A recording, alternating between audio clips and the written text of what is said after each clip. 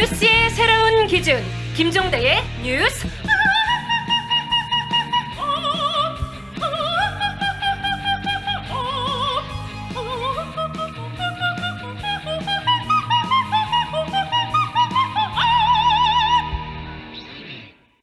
김종대의 뉴스업 특별한 초대석 업터뷰 시간입니다.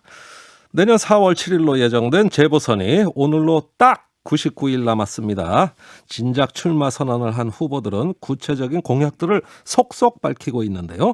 오늘은 그 후보들 가운데 부산시장 후보 한 분 모셨습니다. 국민의힘 후보 가운데 가장 높은 지지율을 보이고 계신 분이죠. 박형준 동아대 교수 나오셨습니다. 어서 오세요. 안녕하세요. 네. 아유, 부산에서 막 올라오시는 길이시라고요? 예, 그렇습니다. 예, 부산 코로나 상황 어떻습니까? 서울보다는 그래도 좀 덜한 것 같긴 한데, 예. 그래도 이 부산도 하루에 30-40명 정도 예. 계속 확진자가 나오고 있어서요. 예, 지금 예비 후보신데요. 네네. 그러면 선거운동 하시는데도 대부분 비대면이시겠어요? 예, 그렇습니다. 물론 뭐 그 마스크를 쓰고 대면 운동도 하지만 네. 막 무작위적으로 이 대면 운동은 못 하고요. 아하. 예, 대부분 온라인 예. 정책 발표와 같은 예. 그런 선거 운동을 많이 하고 있습니다. 아, 네. 그렇군요. 아이고, 어려움이 많으시겠습니다. 올해 총선도 그런 선거운동이었는데 보선도 똑같게 진행이 됩니다. 자, 지난 15일 출마 선언하셨습니다. 공약 1호가 부산을 15분형 도시로 만들겠다. 자, 부산이 차가 많이 밀리는 도시입니다. 그다음에 물도 또 문제가 되고 여러 가지 이런 동맥경화라고 할까요? 좀 뭉쳐있는 듯한 느낌이 드는데 무슨 방법으로 15분 도시를 만듭니까? 그렇기 때문에 어반 루프라고 하는 어반 루프. 네. 새로운 혁신 기술, 그 4차 산업혁명에서 교통 부분에서는 아마 최고의 혁신 기술이 될 텐데요. 예. 이게 먼 미래의 공상소설이 아니고 예. 지금 바로 진행이 되고 있는 기술입니다. 아하. 대한민국에서도 철도기술연구원이라든지 울산과학기술원이라든지 이런 데서 이미 지금 시험적인 연구를 하고 있고 예. 미국에서는 그 잘 아시는 일론 머스크의 테슬라나 네. 또 하이루프원 같은 회사에서 예. 지금 시험 구간을 만들어서 이미 시험을 성공한 케이스도 있고 예. 또 로스앤젤레스나 라스베가스 같은 경우에는 시험 구간을 지금 만들고 있습니다. 아하. 실제로. 예. 그래서 이게 상용화되는데 5년에서 10년 예. 안에는 상용화된다는 것이 전문가들의 의견이고요. 부산 같은 예. 경우에는 예. 이것을 가덕도 신공항을 지금 만약 만들게 되면 예. 동부권과 서부권이 굉장히 긴 거리인데 예. 이것을 그 어반 루프, 하이퍼루프의 도시형 모델인 어반 루프를 하면 아, 좀 용어가 어려워요. 예, 어반 뭐, 루프라고 그 진공으로 가는 이 그 교통수단입니다. 진공교통수단. 아이고, 더 그래서 어려워지네. 그 아주 대심도에 예. 아주 깊이 터널을 뚫으면 아하. 기존의 뭐 지하철이나 또는 건물이나 이런 거 막히고 또 전기나 이게 그 밑을 그냥 뚫어서 가기 때문에 네. 그리고 최고 속도는 1000km 이상 낼 수 있고 하하. 예 그리고 실제로 300km 정도로만 예. 해도 15분 20분이면은 그 동서를 이을 수가 있거든요. 아, 그렇군요. 그래서 이것을 통해서 부산의 교통도 해결하지만 예. 부산이 신산업혁명 또는 4차 산업혁명의 하나의 테스트베드 도시의 예. 상징이 될 수 있는. 그러니까 네. 대략 그 가덕도 신공항을 짓더라도 도심까지 이렇게 하면은 길이가 한 50km 남짓인데 네네. 그렇게 긴 거리가 아닌데 굳이 이런 그 혁신적인 이동 수단이 들어와야 그런데 되느냐. 가덕도에서 해운대까지 50km 정도인데 1시간 반이나 2시간 이상 걸리거든요. 그렇군요. 예. 아. 그러니까 이게 혁신적인 교통수단이 들어와야 예. 이것을 하나의 생활권 나아가서는 뭐 부산뿐만이 아니라 경남, 울산 또 대구, 경북 이렇게 확장을 해나갈 수 있는 거기 때문에 네, 그렇군요. 네. 자, 지금 부산 하면은 떠오르는 이슈가 가덕도 신공항입니다. 이게 공항이 정말 정치화되는 논리가 아닌가 해서 만 좀 이렇게 그 정치적인 공간에서 이야기되는 게 좀 저희는 불안해 보이거든요. 가덕도 신공항에 대한 원래 입장, 지금 입장은 또 무엇입니까? 이 부산이라는 곳은 대륙의 기점이자 종점인데 예. 앞으로 만들고자 하는 공항은 단순한 여객 공항이 아니라 아하. 물류 허브 공항으로서의 그 공항입니다. 예. 그렇기 때문에 산업적 파급 효과가 대단히 큰 공항이죠. 음흠. 항만이 부산에 제일 큰 항만이 있습니다만은 세계 6위의 물동량을 갖고 있는데 네. 여기에 환적 화물이 56%입니다. 환적 화물. 예, 그래서 예. 여기에서 실어 갖고 다시 가고 예. 이런 비행기로 것들이죠. 얘기하면 환승 같은 거. 그렇죠. 바로 거기에 공항이 생겨서 그 예. 물류 허브 기능을 하면 그 환적 화물을 앞으로는 대세가 항공 물류거든요. 예, 항공 그런데 물류. 지금 현재 김해공항으로는 24시간 공항이 안 되기 때문에 네. 그 물류 허브 공항으로는 발전하기가 어려운 겁니다. 알겠습니다. 그래서 장기적인 발전의 관점에서 보면 그리고 지금 수도권과 남부권의 격차가 대단히 큰데 네. 남부권 전체를 이런 항만과 공항 그리고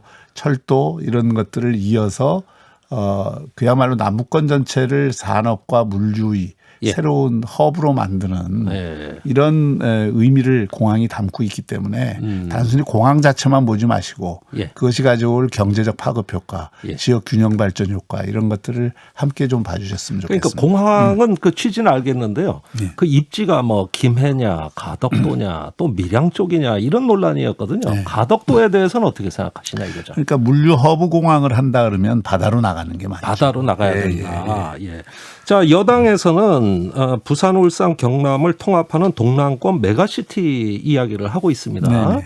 지금 말씀하신 개념도 따지고 보면 허브라는 게 앞으로 상해, 뭐 두바이하고 경쟁할 그렇죠. 수 있는 네. 하나의 중심 허브를 말씀하시는 거고 같은 개념 아닌가요? 그럼 맞습니다. 메가시티. 예. 제가 이미 그 이명박 정부 인수위에서 5+2 광역권, 광역경제권 예. 그 계획을 입안한 당사자가 접니다. 아, 그렇습니까? 발표를 했던 그러니까 사람도 저고. 언제 하셨습니까? 2008년에 아하. 그때 부울경 통합을 주장을 했고요. 네. 부울경 통합을 당시에 이명박 정부에서 행정 통합까지는 안 됐지만 경제적으로 광역 경제 사무를 보는 위원회까지 만들어져서 예. 거기서 일이 진행이 됐었는데 그 뒤로 그냥 그것이 원점으로 돌아왔죠. 예. 지금 경남지사가 김경수 지사가 메가시티 주장하는 건 대단히 타당한 이야기라고 생각합니다. 아, 그렇습니까? 왜냐하면은 세계화 시대에 경쟁의 단위는 예. 이게 300만, 400만 도시들이 아니고 예. 1000만, 2000만 도시들이거든요. 그렇죠. 메가시티. 예. 그리고 그런 의미에서 자원을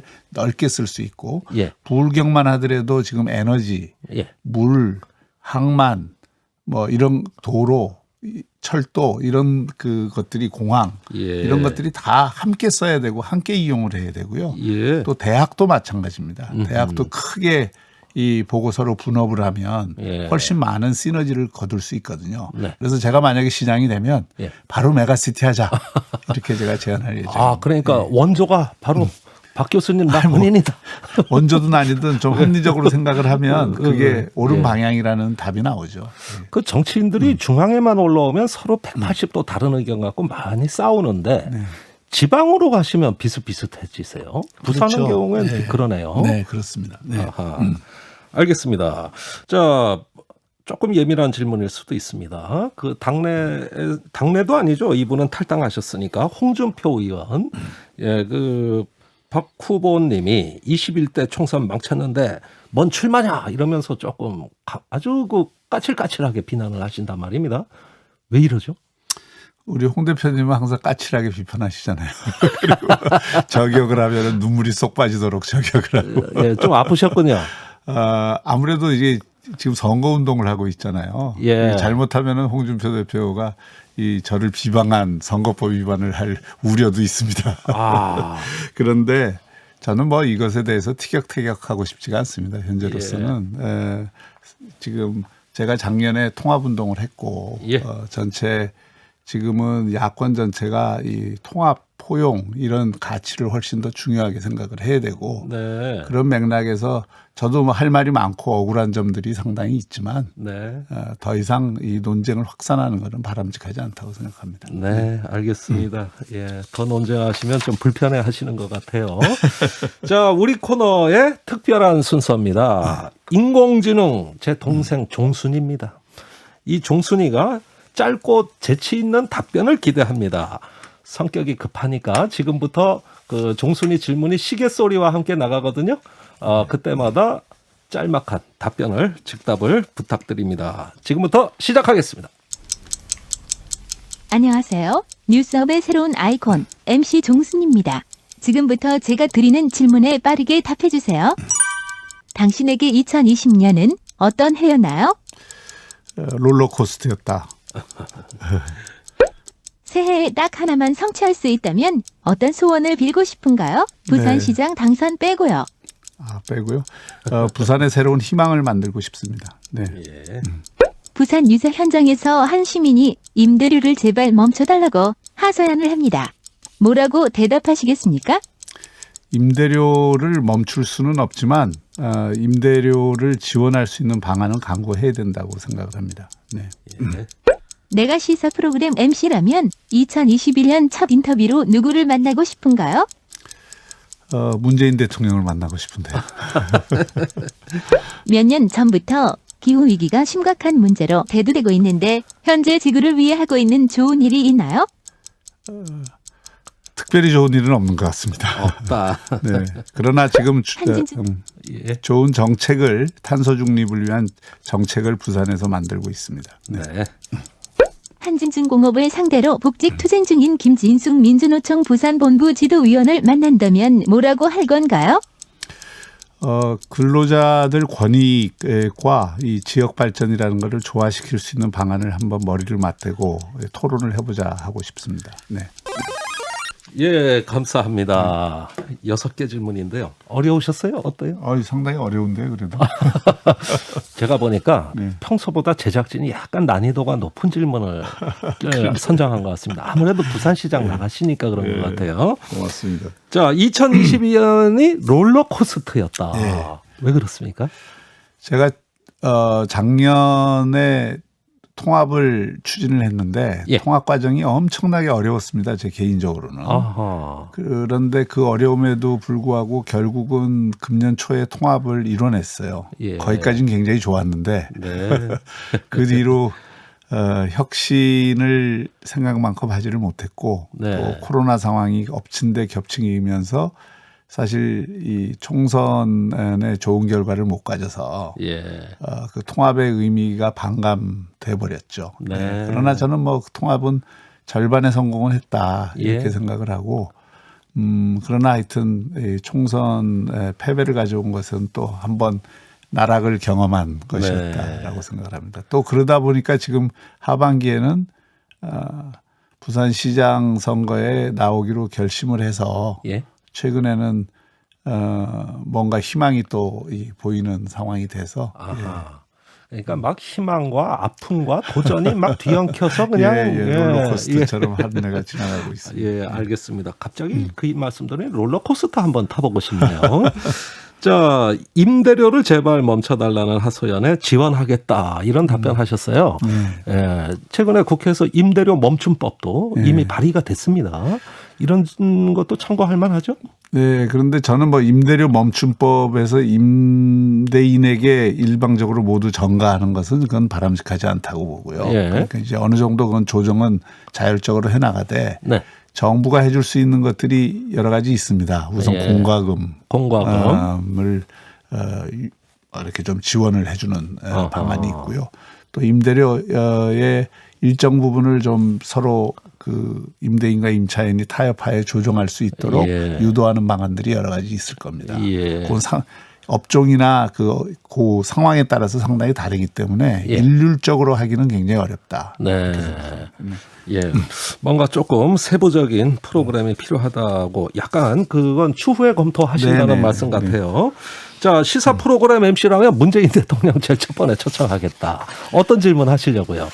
대통령께서 2021년도 2020년까지 같이 하실 거냐 이렇게 좀 여쭙고 싶습니다. 네, 올해 실망 많이 하셨고요. 예, 그 2020년은 정말 코로나로 어려웠지만 네. 그나마 코로나 방역을 상대적으로 좀 잘했다는 것 외에는 다른 문제에 있어서는 우리 사회를 너무 깊게 고를 파놨다고 생각을 하고요. 그래요. 또 제 개인적인 생각으로는 우리 헌법의 기본 가치와 정신인 민주주의와 공화주의 예. 이 두 가지 측면에서도 상당한 국정의 혼란이 있었다고 생각합니다. 네. 그래서 이런 부분에 대한 사실은 성찰을 기대하는 목소리가 지금 대통령 최저 지지율로 나타나는 것인데 예. 이런 부분에 대한 이 성찰과 반성보다는 오히려 그 지적을 하는 사람들을 문제로 삼는 국정을 지금 하고 있다고 생각하거든요. 네. 예를 들어서 김두관 지사 같은 경우에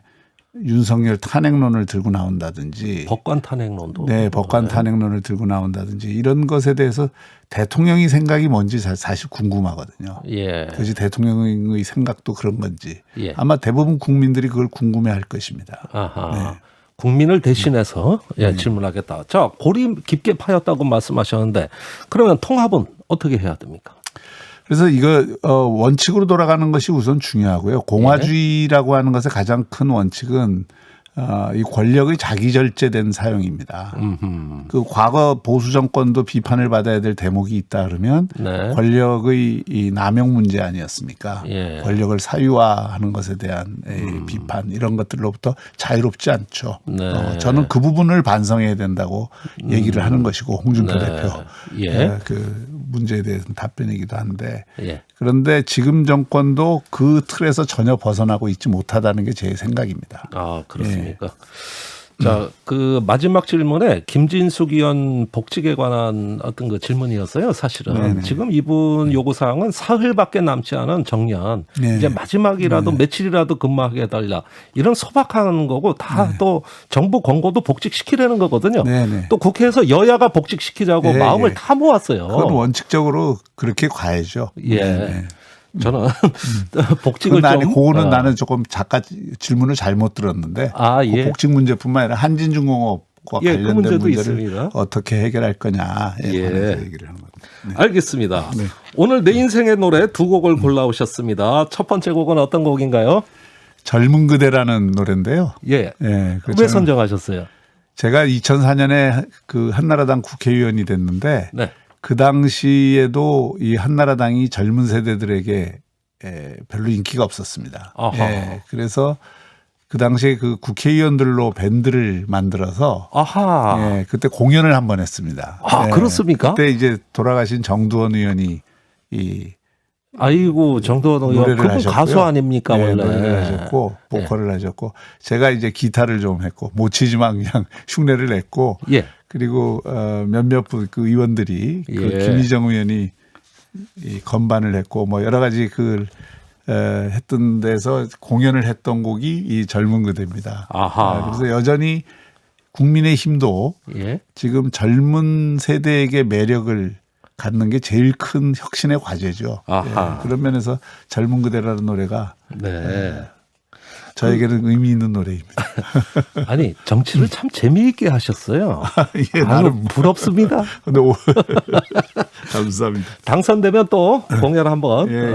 하시면 좋겠습니다. 젊은 그대 듣고 가겠습니다. 예, 부산시장 후보 박형준 예비 후보와 지금 계속 인터뷰를 진행하고 있습니다. 자, 최근에 여론조사 보면 말이죠. 국민의힘 지지율이 민주당을 앞서는 쪽으로 반전이 나타나고 있습니다. 이게 국민의힘이 잘해서 그런 건가, 민주당이 못해서 그런 건가, 이런 점에서 좀 어떤 식의 이해를 하고 계시는지 부탁드립니까? 우선적인 것은 역시 민주당이 못해서죠. 네. 또 문재인 대통령을 비롯한 이 청와대가 무리를 많이 해서 그런 것이고, 예, 그것이 1차적인 원인이고, 이 정치라는 것은 내가 잘해서 지지를 받는 것도 있지만 상대가 이 꼬꾸라져서 상대적 지지를 받는 경우가 더 많죠, 사실. 상대적 지지가. 예. 예. 예, 그런데 그럼에도 불구하고 국민의힘도 조금씩 그 혁신의 모습을 그 보인 측면도 있습니다. 네. 예, 그런 것들이 조금 중도층의 마음을 조금씩 여는 측면이 있는 것 같고 특히 예. 최근에는 금태섭 전 의원이나 안철수 대표나 이런 분들이 국민의힘하고 함께 하려고 하는 그 흐름들이 있잖아요. 그러니까 범야권이 하나로 움직여야 된다는 것에 대한 예. 기대가 있는 것 같습니다. 그러니까 여전히 아하. 통합에 대한 기대가 있는 거죠. 예. 그래서 그런 부분들이 국민의힘 지지율을 조금씩 올리는 결과를 가지고 있지 않나 이렇게 생각합니다. 알겠습니다. 그 아까 이제 민주주의, 공화주의 말씀하셨는데요. 최근에 유시민 그 노무현 재단 이사장하고 여러 가지 지상 논쟁하시는 걸 제가 좀 봤어요. 저는 우리 박형준 교수님이 어떤 혁신적 시장주의자 아닌가 이런 생각을 하게 됐습니다.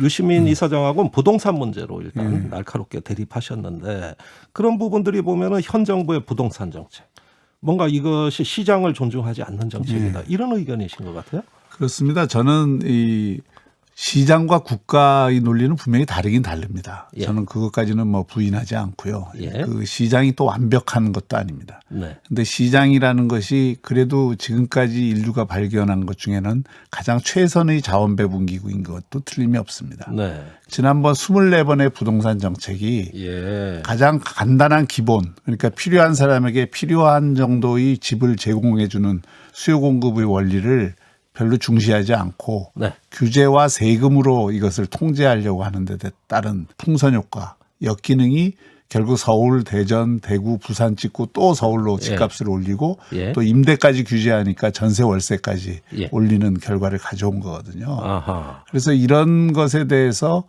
한 번쯤 생각을 해봐야 됩니다. 예. 또 이게 그 조지 이스트라고 하는 헨리 조지의 토지공 개념 말씀하시는 토지공 개념이나 것 같아요. 이런 네. 것들이 경제학에서도 이미 그게 낡은 이론이 돼 있는 이론이고 예. 별로 그 경제학 그 개론에서도 별로 안 다루는 학설사에서도 별로 안 다루는 이론입니다. 예. 현재 자신들의 정책을 정당화하기 위해서 억지로 끌어내서 아하. 이 가져오는 것은 저는 바람직하지 않다고 봅니다. 알겠습니다. 지금, 그런데 네. 부산도 부동산이 화두입니다. 예, 그 집값이 엄청나게 올랐을 거고 해운대 주변의 그 고층 아파트들 굉장히 그 환경 파괴 논란도 있었거든요.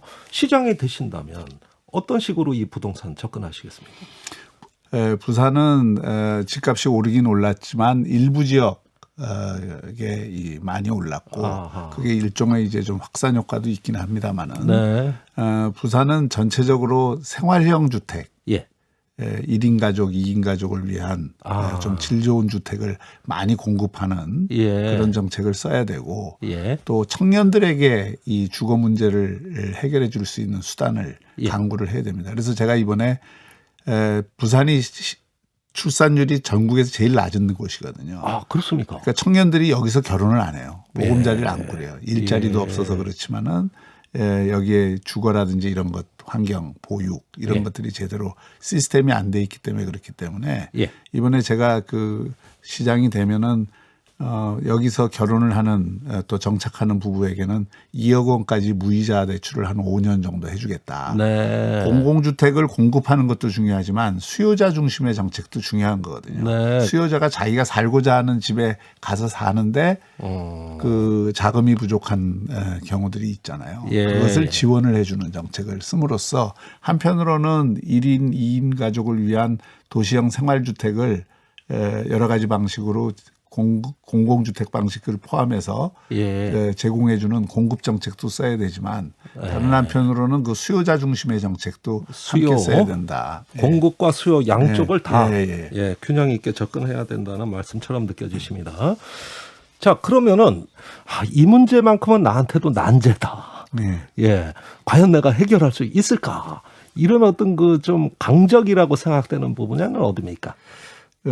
뭐 간단하게는 물 문제, 물 문제. 어려운 일이고요. 네. 그러니까 이제 부산에서 지금 낙동강 먹는 것, 낙동강을 식선으로 해서 지금 그 부산 시민들이 충분한 물도 공급을 못 받고 있을 뿐만 아니라 수질도 지금 걱정이 많거든요. 예. 그래서 이제 그런 문제를 해결하는 게 그것은 부산뿐만 아니라 경남하고 같이 풀어야 되는 문제도 있기 때문에 그렇군요. 예, 그래서 그 어려운 문제라고 볼 수 있고 무엇보다도 부산의 핵심은 수도권에 비해서 혁신 역량이 지금 떨어지기 때문에 예. 그래서 대학이 점점 가라앉고 있거든요. 그리고 그래서 산업이 제대로 육성이 안 되고 특히 신산업은 네. 그러면서 뭐 학생들은 자꾸 외부로 떠나버리고 예. 졸업하면 취업을 위해서 이것을 이런 악순환의 구조를 선순환으로 바꾸는 게 부산이 사는 길입니다. 네. 그 새로운 돌파구를 열 수 있느냐 어허. 여기에 사실은 다음 시장이 성공하느냐 여부의 관건이라고 생각해요. 부산 네. 중앙정부에서 예산 따와서 뭐 찔끔찔끔 사업하는 것도 그건 나쁜 일은 아니고 좋은 일이지만 보다 근본적인 해결책은 네. 지역의 이 대학과 산업 그리고 지방 정부의 선순환 시스템을 만드는 지산학 협력 시스템을 새롭게 구축하는 게 제일 중요한 것이죠. 예. 그 공약 발표에서도 많이 강조하셨던 네네, 그렇습니다. 부분인 것 네네. 같습니다. 자, 내 인생의 노래 두 번째 곡을 들을 시간입니다. 어떤 곡 추천하시겠습니까? 이건 뭐 사연이 있는 건 아니고요. 네. 제가 평생 제일 즐겨 들었던 노래가 아빠의 청춘입니다. 아빠의 청춘. 아이고. 이게 뭐 아주 지금 다 그 어려운 시기를 겪어왔고 또 지금 겪고 있고 네. 우리나라의 뭐 여성들도 참 여러 가지 어려움 속에서 살았지만 네. 아빠들도 참 힘들거든요. 아유, 그럼요. 아유. 그래서 뭐 제 얘기 하시는 것 같아요. 예. 근데 이 노래가 옛날에 60년대 영화 네. 아빠의 청춘의 주제곡인데 네. 지금 들어봐도 이 노래가 굉장히 우리 가슴에 와닿아요. 아버지들 아하. 가슴에는 상당히 와닿을 겁니다. 아, 그래요? 자, 그러면은 두 번째 곡 추천해 주신 것으로 오늘 박형준 부산시장 보궐선거 예비 후보와 이야기는 마치겠습니다. 오늘 말씀 감사합니다. 감사합니다. 네.